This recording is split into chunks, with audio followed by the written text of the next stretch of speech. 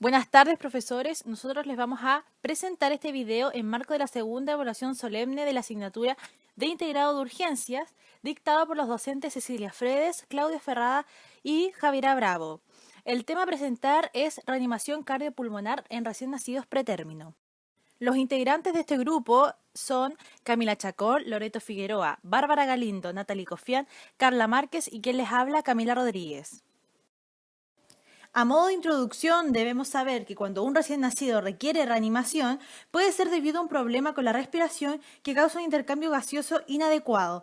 La insuficiencia respiratoria puede ocurrir antes o después del parto. Antes del parto, la placenta realiza la función respiratoria fetal. En este caso, si la placenta funciona normalmente, el oxígeno se transfiere de la madre al feto y se elimina el dióxido de carbono.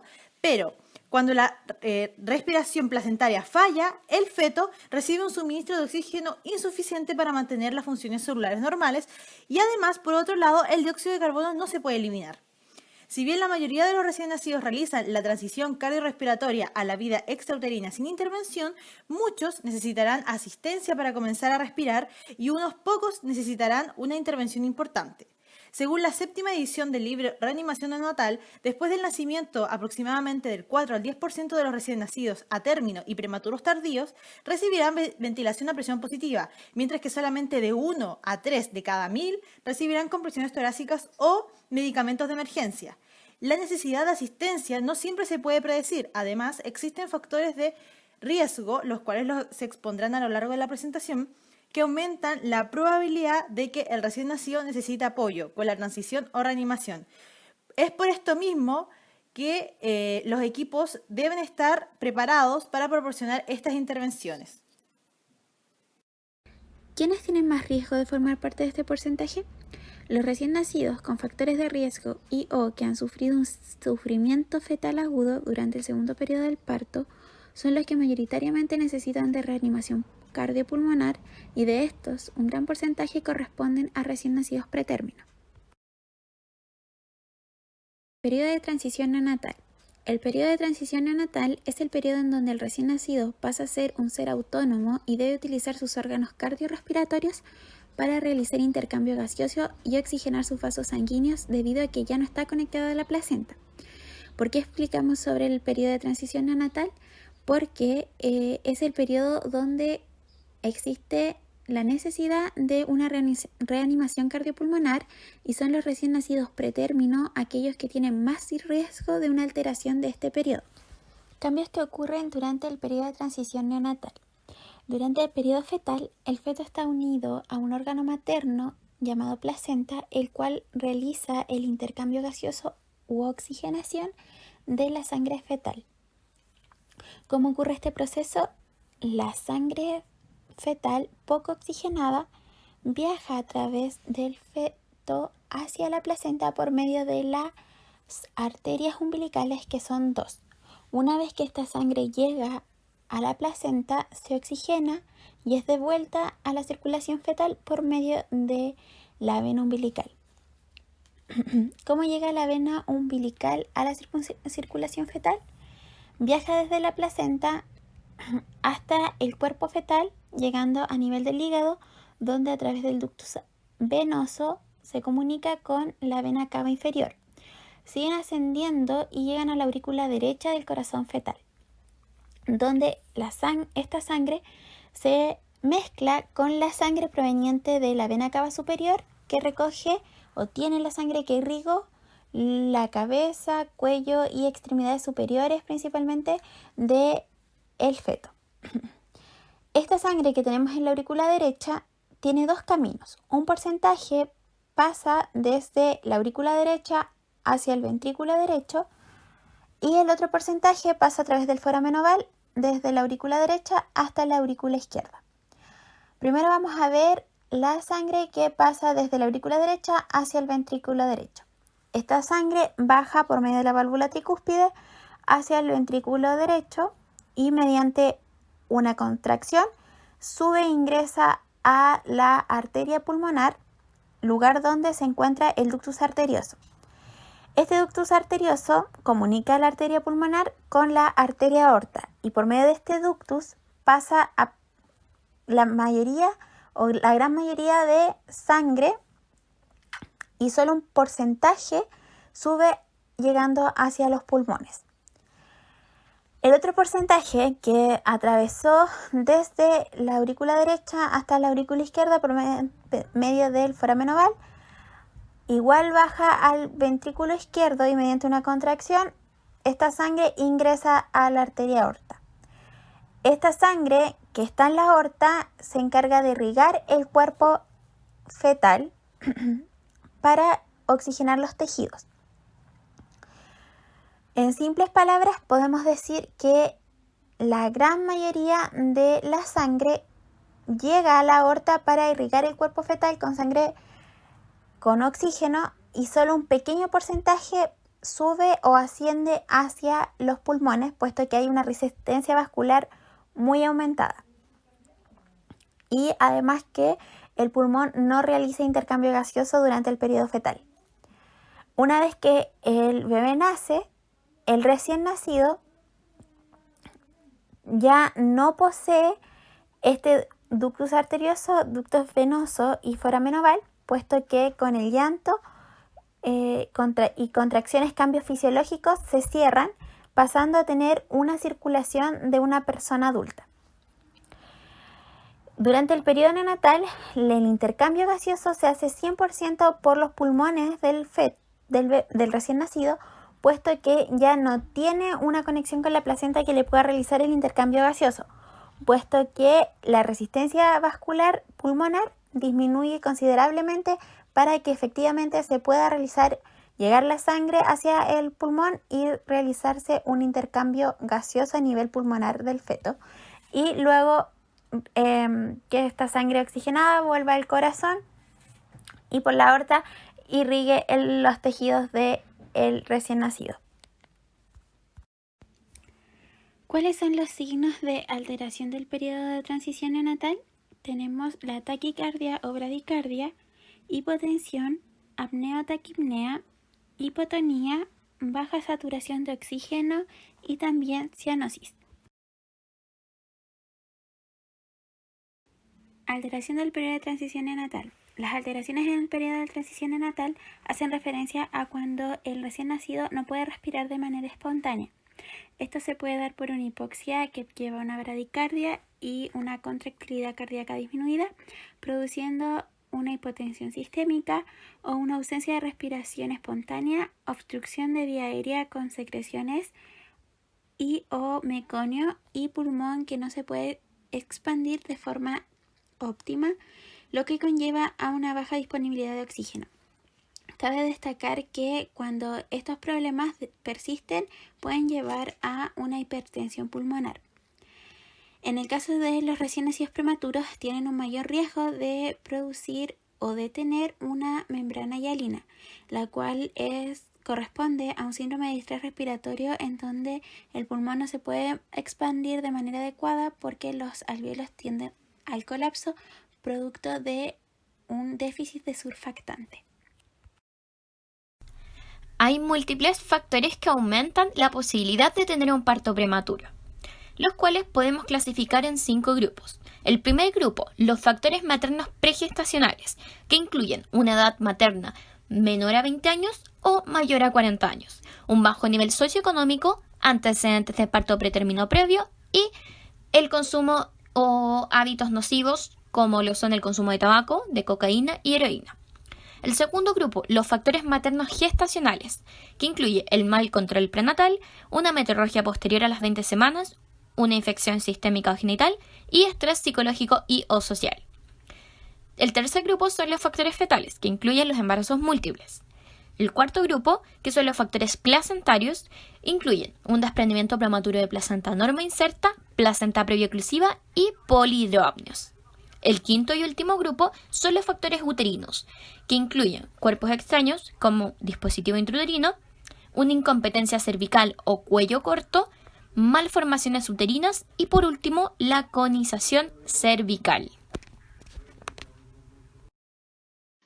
Pero a pesar de que existen múltiples factores de riesgo, también hay acciones que podemos realizar para prevenir el parto prematuro, los cuales podemos categorizar en prevención primaria y prevención secundaria. Dentro de la prevención primaria tenemos 4 grandes acciones. La primera, la disminución de la carga laboral y de la actividad física, la cesación del hábito tabáquico, el tratamiento de la enfermedad periodontal, por lo cual es fundamental que las gestantes asistan a sus controles odontológicos. Y por último, la cervicometría y administración de progesterona vaginal a mujeres con cuello corto. Dentro de la prevención secundaria del parto prematuro, tenemos 5 grandes medidas. La primera son medidas generales, como el control y pesquisa de factores de riesgo que podemos modificar, el control de la paciente en grupos especializados y la educación para reconocer síntomas precozmente de parto prematuro. El segundo grupo, el tratamiento de las infecciones, como la infección urinaria, la vaginosis bacteriana, la clamidia, el micoplasma, el ureplasma y la vulvovaginitis micótica. El tercer grupo es el cerclaje cervical, cuarto grupo, progesterona y por último, el pesario cervical. Condiciones del recién nacido prematuro que tienen mayor riesgo de complicaciones. Número 1. La pérdida de calor. Dada la piel fina que presentan y la grasa subcutánea disminuida, podrían conducir a una rápida pérdida de calor en el prematuro. Número 2. Las alteraciones en la madurez pulmonar y la respiración. Los recién nacidos prematuros no alcanzan a completar la maduración de sus órganos durante su estadía en el útero, sobre todo los prematuros extremos, tomando en cuenta que la maduración pulmonar se completa al término de la semana 34 de gestación. Claramente estos pulmones están mucho más inmaduros y con deficiencia de surfactante. Son mucho más difíciles aún de ventilar porque corren mayor riesgo de sufrir lesiones por ventilación a presión positiva. Número 3. Las infecciones como las que se pueden presentar en el líquido amniótico y la placenta, que son causas de parto prematuro, dejándonos a un recién nacido prematuro con un sistema inmunológico inmaduro, lo cual aumenta el riesgo de desarrollar infecciones como sepsis o meningitis, por ejemplo. Número 4. Alteraciones hemáticas. Los prematuros presentan mayor riesgo de tener problemas sanguíneos como anemia e ictericia. También presentan un menor volumen sanguíneo, aumentando el riesgo de hipovolemia por pérdida de sangre. Y finalmente tenemos las alteraciones en el metabolismo, donde los recién nacidos prematuros es mucho más frecuente que presenten problemas de metabolismo. Algunos de ellos pueden tener un nivel anormalmente bajo de azúcar en la sangre. Esto puede ocurrir porque los prematuros generalmente tienen reservas más pequeñas de glucosa almacenada que los recién nacidos a término. Además, los prematuros tienen más dificultad para convertir la glucosa almacenada en formas activas de glucosas más útiles. Preparación para atender a un recién nacido prematuro. Indicaciones de matronería. Ingreso a la atención inmediata. En esta unidad vamos a requerir equipos e insumos para calentar, como calentador, mantas o toallas calientes, sensor de temperatura, sensor de tapa para reanimaciones prolongadas, gorro, bolsa o envoltorio de polietileno, colchón térmico. Para despejar la vía aérea, pera de goma, sonda de succión de 10 o 12 French conectadas al dispositivo de succión, fijada a 80 a 100 miligramos de mercurio y un aspirador de meconio. Para la auscultación, un estetoscopio. Para ventilar, flujómetro, mezclador de oxígeno, dispositivo de ventilación a presión positiva, máscara de tamaño adecuada para prematuros. Para oxigenar, equipo para proporcionar flujo libre de oxígeno, oxímetro de pulso con sensor y tapa, tabla de objetivo de saturación de oxígeno. Para intubar, laringoscopio de hoja recta número 0, focos y baterías adicionales para el laringoscopio, tubos endotraqueales de 2,5, 3 y 3,5 milímetros de diámetro interno, un estilete que es opcional, cinta métrica, tabla de profundidad de inserción del tubo endotraqueal, tijeras, cinta adhesiva a prueba de agua, toallitas con alcohol, capnógrafo, máscara laringea, jeringa de 5 ml y sonda orogástrica de 5 o 6 French si es que la máscara laringea presenta un puerto de inserción. Tórulas de algodón, alcohol al 70%, vitamina K, cloranfenicol y vacuna de hepatitis B. Dentro de la matronería específica debemos considerar en lo posible mostrar a la madre a su recién nacido, monitorizar la saturación de oxígeno preductal, instalar un CPAP si requiere FiO2 sobre 0,21 y reanimación cardiopulmonar si es que el recién nacido lo requiere. Dentro de la matronería de rutina tenemos precalentar la cuna radiante antes de recibir al recién nacido, realizar antropometría, talla, peso y circunferencia craneana, identificar con brazalete al recién nacido, controlar los signos vitales, ligar el cordón, realizar la profilaxis ocular, la profilaxis de enfermedad hemorrágica y la profilaxis umbilical y vacunación contra la hepatitis B. Cabe destacar también que para atender a un recién nacido prematuro necesitamos de un personal capacitado, incluido un neonatólogo. La sala de parto debe estar a una temperatura de 23 a 25 grados y tenemos que tener siempre preparada una incubadora para el traslado a otra unidad. Bueno, ahora vamos a hablar sobre los suministros que necesitamos para la atención de un parto pretérmino. Primero, para preparar todos estos equipos o insumos, vamos a necesitar hacernos 4 preguntas previas a la atención del parto, las cuales son: ¿cuál es la edad gestacional esperada? ¿El líquido amniótico es claro? ¿Cuántos bebés esperamos? ¿Y hay algún factor de riesgo? En base a esto, vamos a organizar todos los materiales o suministros necesarios para la atención del parto. Pero hay un suministro especial si es que esperamos un recién nacido menor a 32 semanas, la cual es la bolsa o envoltorio de polietileno.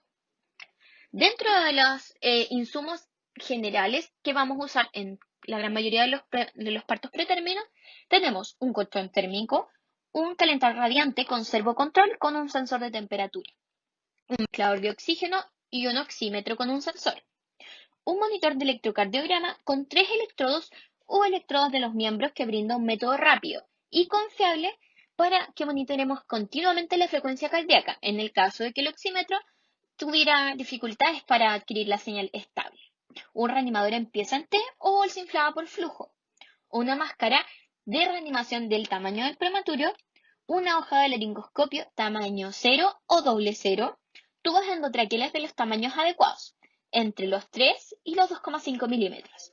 Se recomienda también surfactante si esperamos un recién nacido menor a 30 semanas.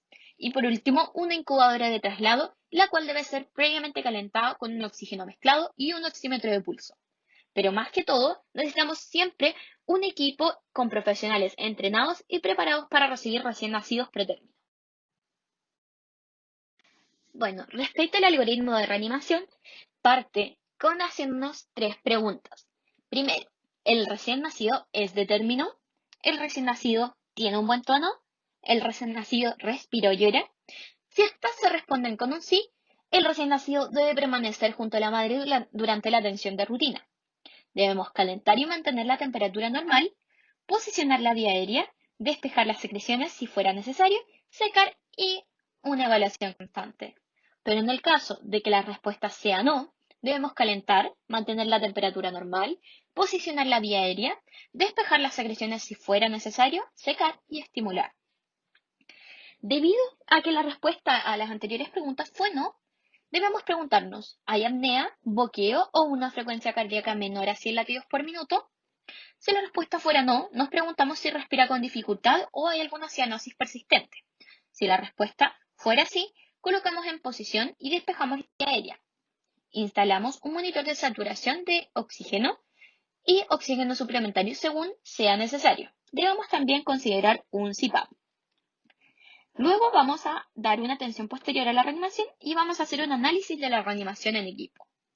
Pero si la respuesta de la pregunta de apnea, boqueo o frecuencia cardíaca menor a 100 latidos por minuto fuera así, debemos instalar un ventilador a presión positiva, un monitor de la saturación de oxígeno y considerar un monitor de electrocardiograma. Después nos vamos a preguntar: ¿la frecuencia cardíaca es menor a 100 latidos por minuto? Si la respuesta fue no, atención posterior a la reanimación y analizar la reanimación en equipo. Pero si la respuesta fuera sí, vamos a verificar los movimientos del pecho, vamos a realizar los pasos correctivos y vamos a instalar un tubo endotraqueal o una máscara laringea si es necesario.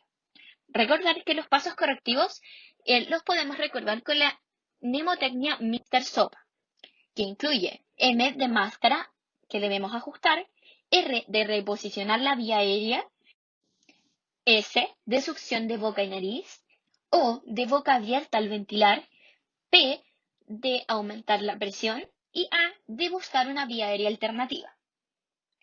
Bueno, después de recordar esto, seguimos con el algoritmo de reanimación. Ahora nos preguntamos, ¿la frecuencia cardíaca es menor a 60 latidos por minuto? Si la respuesta es no, nos preguntamos nuevamente si hay una frecuencia cardíaca menor a 100 latidos por minuto y dependiendo de la respuesta, seguimos el algoritmo. Pero si la respuesta es sí, debemos intubar si no lo hemos hecho, reempezar las compresiones torácicas, coordinarlas con una ventilación a presión positiva y debemos instalar un monitor de electrocardiograma. Luego nos volvemos a preguntar, ¿la frecuencia cardíaca sigue siendo menor a 60 latidos por minuto?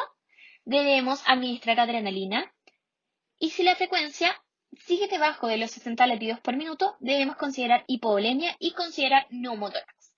Recordemos que las dosis de adrenalina van entre 0,1 a 0,3 milímetros por kilogramo en concentración a 1/10.000 y tenemos dos vías para administrar, la intravenosa o la endotraqueal.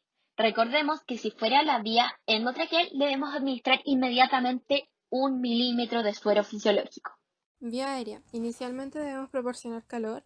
Debemos dejar al recién nacido bajo la cuna radiante para evitar las pérdidas de calor y facilitar las acciones del equipo de reanimación. Se debe utilizar un sensor de temperatura, un servocontrol, para medir su temperatura constantemente. Luego debemos posicionar la cabeza y el cuello para despejar su vía aérea. Debemos ubicar al recién nacido en decúbito supino, con cabeza y cuello en posición de olfateo. Debemos eliminar las secreciones de la vía aérea solo en caso de que sea necesario. Y si es necesario, se utiliza normalmente la aspiración central y se aspira primero la boca y luego la nariz, con cuidado de que no sea una aspiración muy energética, debido al estímulo vagal que podríamos provocar. Número 4. Mantener al recién nacido seco y en caso de los prematuros menores de 32 semanas no debemos secarlo.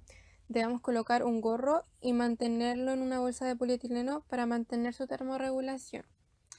Número 5. Debemos brindar una estimulación táctil, como dar palmadas suaves en la planta de los pies o frotar su espalda. No se deben utilizar métodos más agresivos de estimulación porque pueden ser potencialmente peligrosas, como lo son las palmadas en la espalda, comprimir el tórax, compresas o baños con agua fría y caliente o incluso sacudir al recién nacido. No se deben hacer nunca. Esta estabilización inicial no debe durar más que unos pocos segundos y el siguiente paso es la evaluación del recién nacido, que debe hacerse lo antes posible sobre la base de 3 parámetros, que es la respiración, la frecuencia cardíaca y el color. Ventilación. Las indicaciones para proceder con la ventilación a presión positiva son si el recién nacido presenta apnea, jadeo, frecuencia cardíaca menor a 100 latidos por minuto y cianosis central persistente.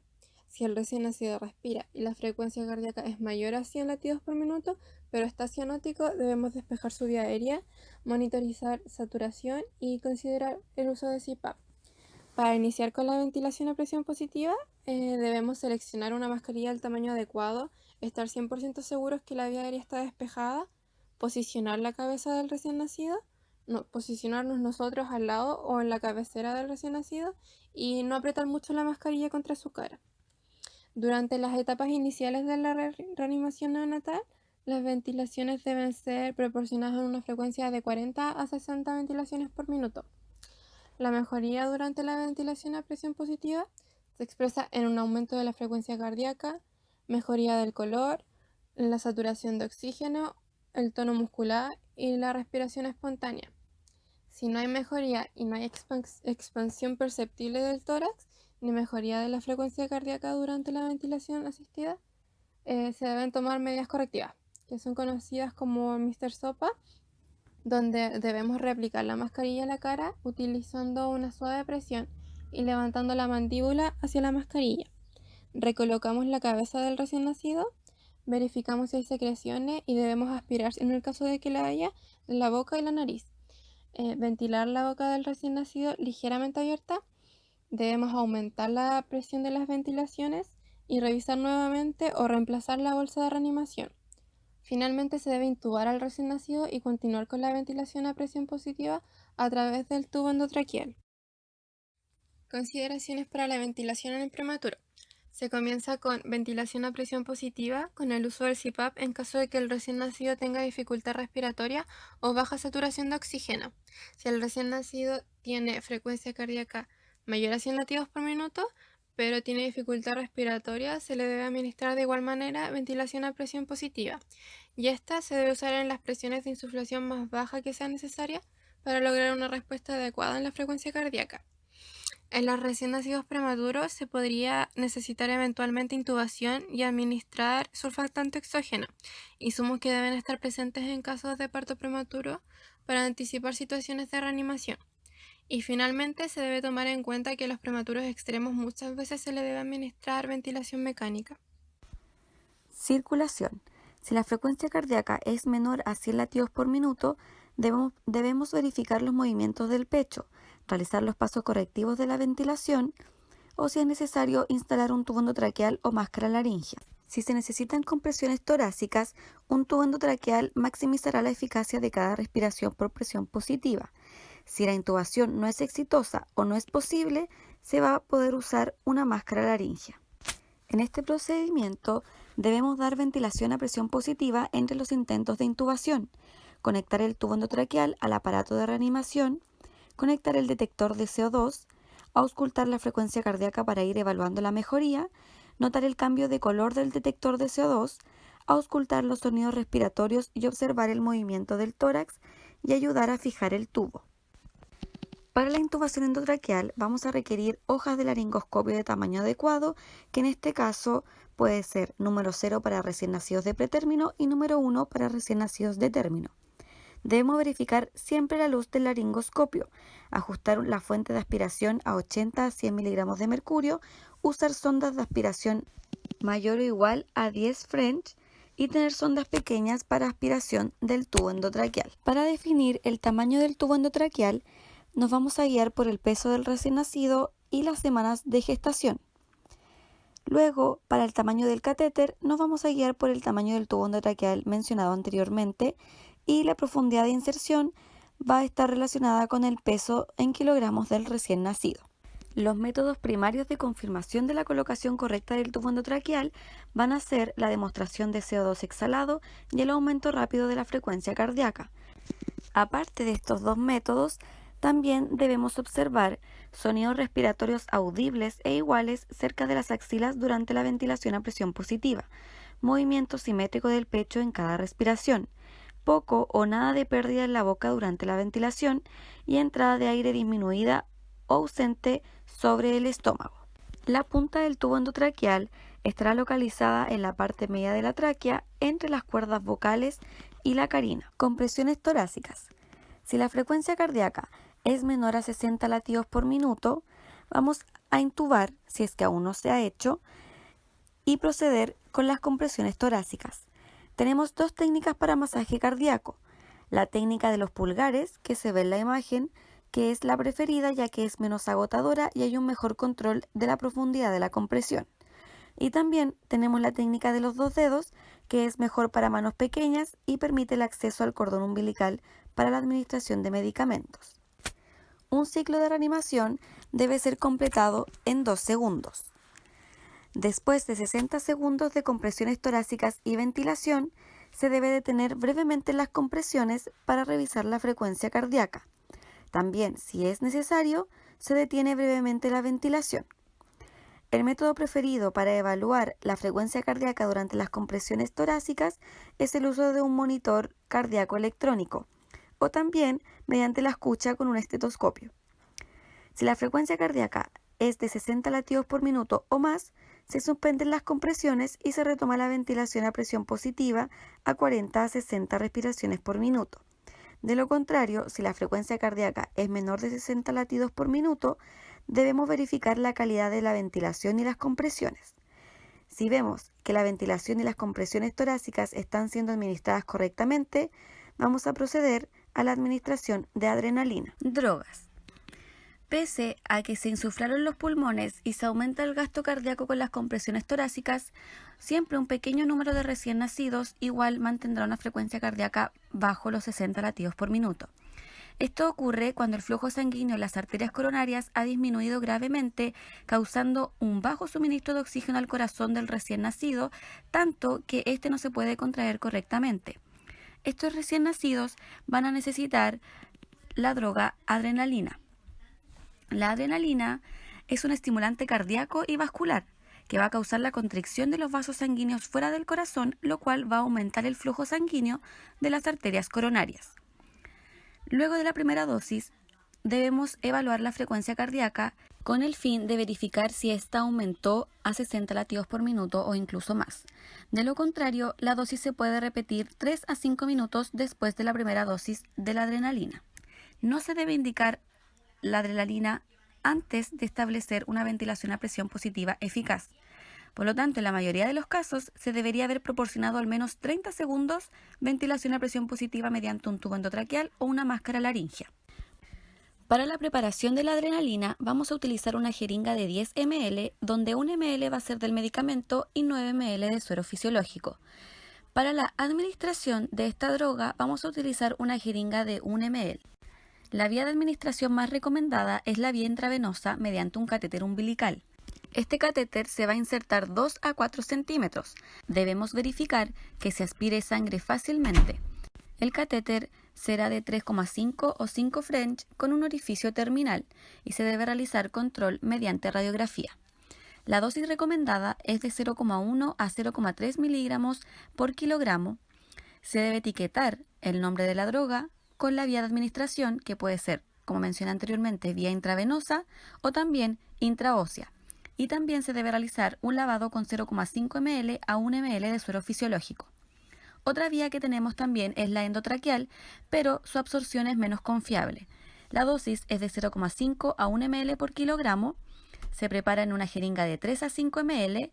También se debe etiquetar adrenalina solo endotraqueal y se debe complementar con ventilación a presión positiva para distribuir a los pulmones.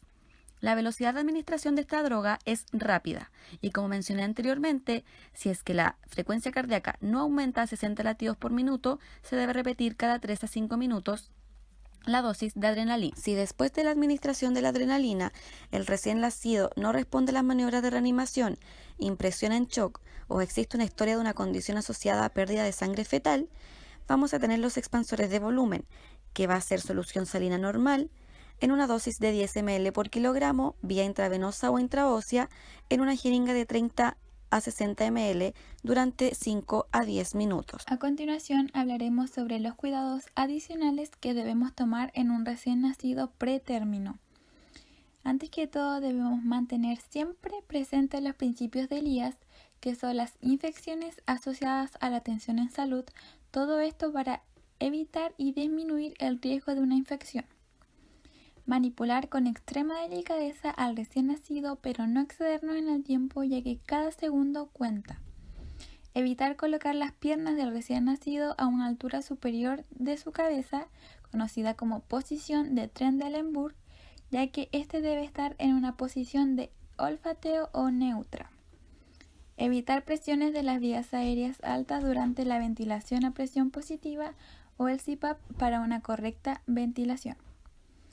El uso de un oxímetro y toma de gases sanguíneos para controlar, ajustar ventilación y un uso correcto de una concentración de oxígeno. Reevaluar los parámetros de forma constante cada 30 segundos. Estos son la respiración y la frecuencia cardíaca del recién nacido. Debemos evitar infusiones de líquido y soluciones hipertónicas intravenosas de forma rápida, ya que esto está asociado a un incremento de hemorragia intraventricular en recién nacidos pretérmino. Evitar pérdidas de calor, esto es muy importante.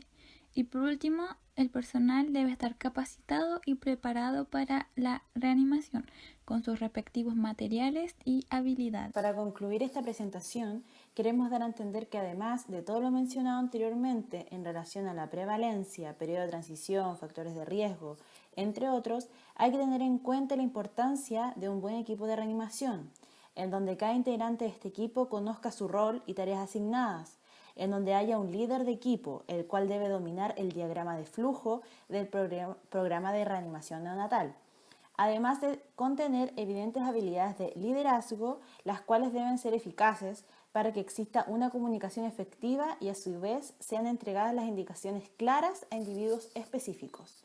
Gracias.